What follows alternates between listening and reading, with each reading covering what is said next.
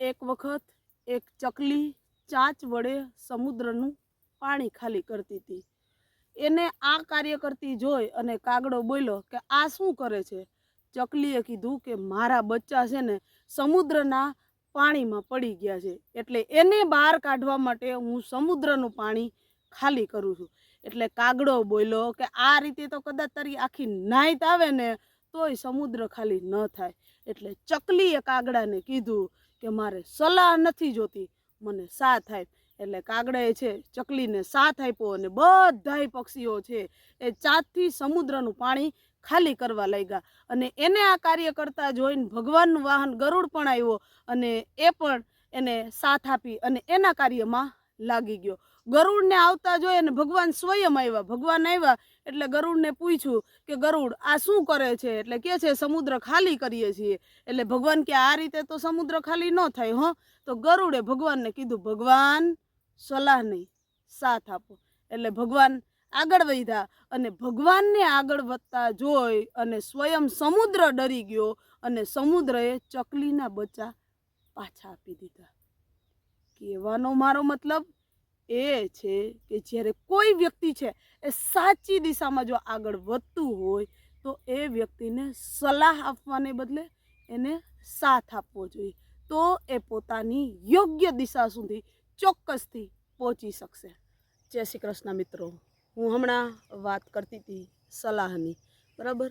હંમેશા માણસો છે એ બીજાને સલાહ આપવા માટે ઉત્સુક હોય છે કે આપણે આને કંઈક સલાહ આપીએ, આવી રીતે મોટિવેટ કરીએ. પણ ખરેખર દરેક જગ્યાએ દરેક વ્યક્તિને સલાહ આપવી છે એ મારા મતે યોગ્ય છે નહીં. બની શકે તો તમે જે વ્યક્તિને સલાહ આપો છો એ સાચી દિશામાં જઈ રહ્યો હોય અને તમારી સલાહથી એની દિશા ભટકાઈ જાય અને પાછો રિટર્ન યુટર્ન કરે અને હતો ત્યાંનો ત્યાં જ આવી જાય. તો આવું કરવા કરતાં તો પહેલાં એ નિરીક્ષણ કરી લો કે જે વ્યક્તિ જે કંઈ કામ કરે છે એ બરાબર યોગ્ય જ છે ને, તો આપણે સલાહ આપવાની કોઈ જરૂર નથી.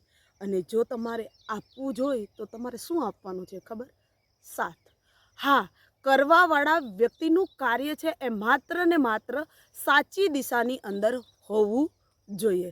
ચાલો થોડીક આગળ વાત કરું. આ વિડીયાને અંત સુધી ચોક્કસ જોજો. તમે પણ જો તમારા જીવનની અંદર કંઈક કરવા માંગતા હોય, મોટિવેટ થવા માંગતા હોય તો ચોક્કસથી મારા વિડીયાની અંદર આજે તમને એક સરસ મજાનો મેસેજ મળશે કે ખરેખર આપણે કેવી દિશા પસંદ કરવી અને દિશા પસંદ કરેલો વ્યક્તિ છે એ જીવનમાં આગળ કઈ રીતે વધી શકે છે.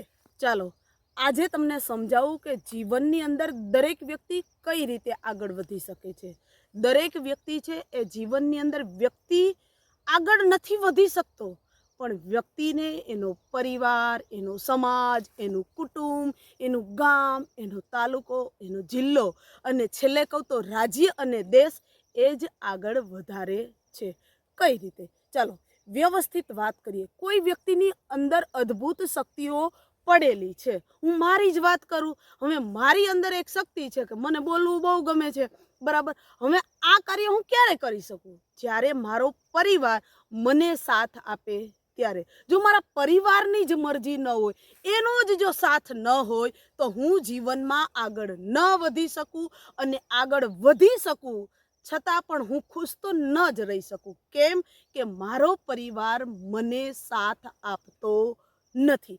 એટલા માટે પરિવારને દુખી કરી, કુટુંબના સભ્યોને દુખી કરી અને જે વ્યક્તિ જીવનનો રાહ પકડી લે છે ને એનો રાહ છે એ ખરેખર યોગ્ય દિશામાં નથી. તમે જે પ્રવૃત્તિ કરો છો એને જો તમારો પરિવાર એક સિમ્બોલ આપી દે કે ના તમે જે કરો છો ને એ યોગ્ય છે, પછી તમને આગળ વધતા કોઈ નહીં વટકાવી શકે. આગળ વધશો. હવે તમારે ફેમસ બનવું છે, બરાબર, ફિલ્ડની અંદર વધારે આગળ વધવું છે, તો એના માટે જરૂર છે તમારા સમાજની.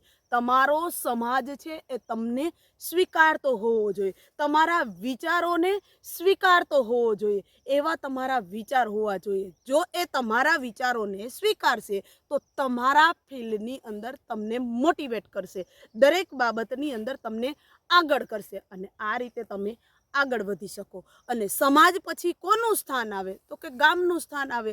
જે ગામની અંદર લોકો ઉત્સુક હોય, કંઈક જાણવા માટે, કરવા માટે તત્પર હોય, એ વ્યક્તિ એના ગામના આવા વ્યક્તિને ક્યારે પાછળ નહીં પડવા દે. એમને આગળ ધપાવવા માટે એને કોઈ ને કોઈ રીતે મદદ કરશે કે તમે આવું કરો, મોટિવેટ કરશે. અને આ જે બધા મોટિવેટ કરે છે ને, એ વ્યક્તિની અંદર એક નવો ઉત્સાહ, નવી શક્તિ, નવી ઉર્જાનો સંચાર કરી દે છે. અને ગામના સપોર્ટ પછી વ્યક્તિ છે ને એ તાલુકા, જિલ્લા, રાજ્ય અને દેશની અંદર ક્યાંય ન અટકી શકે. તો સૌથી પહેલી પ્રાયોરિટી આપણા પરિવારની છે, આપણા પરિવાર પછી આપણા સમાજની છે, અને આપણા સમાજ પછી આપણે જે તે એરિયાની અંદર, જે તે વિસ્તારની અંદર, જે તે શહેર કે ગામની અંદર રહીએ છીએ, એ લોકો પણ આપણને જો એક્સેપ્ટ કરતા થઈ જાય તો આપણી પ્રગતિના આડે કોઈ ન આવી શકે. અને આપણે એના માટે યોગ્ય દિશાની અંદર જ જતા હોવા જોઈએ. ક્યારેય પણ વધારે ઉત્સાહમાં આવીને, ક્યારેય વધારે અભિમાનમાં આવી અને કોઈ ઘમંડના લીધે આપણે આપણા ફિલ્ડની અંદર અવળું પગલું ક્યારેય નથી ભરવાનું. કેમ કે કારણ કે કોઈ પણ મંજિલ સુધી પહોંચતા છે ને બહુ બધી વાર લાગે છે, બહુ બધો સમય લાગે છે. પણ એ મંજિલેથી નીચે પહોંચતા છે ને એ જરાય વાર લાગતી નથી. નામ મેળવતા ઘણો બધો સમય લાગે છે, પણ નામને ભૂસતા માત્ર એક ક્ષણ લાગે છે. તો તમે તમારી દિશા નક્કી કરી લ્યો, પછી કાયમી માટે તમારું નામ જળવાઈ રહે અને એ નામને તમારે વધારે ચકમકાવવું હોય તો ક્યારેય તમારે તમારી દિશા ભટકવાની નથી. અને બીજું કહેવાનું મારું એ છે કે સમય છે ને એ બહેરો ચોક્કસ છે. સમય ક્યારેય કોઈનું કાંઈ સાંભળતો નથી, પણ સમય છે ને એ આંધળો નથી. એમની નજર દરેક વ્યક્તિ ઉપર હોય છે. અને આ વ્યક્તિઓ મતલબ જે સાચી દિશામાં જઈ રહ્યા છે, મેં કીધું એમ, એને સમય એની દિશા ચોક્કસ અપાવે છે.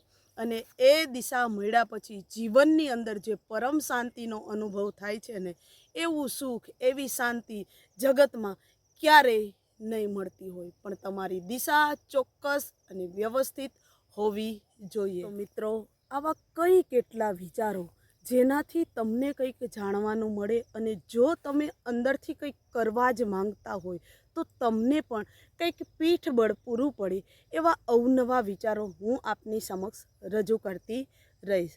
ચાલો આજનો આ વિડીયો અહીં પૂરો કરીએ.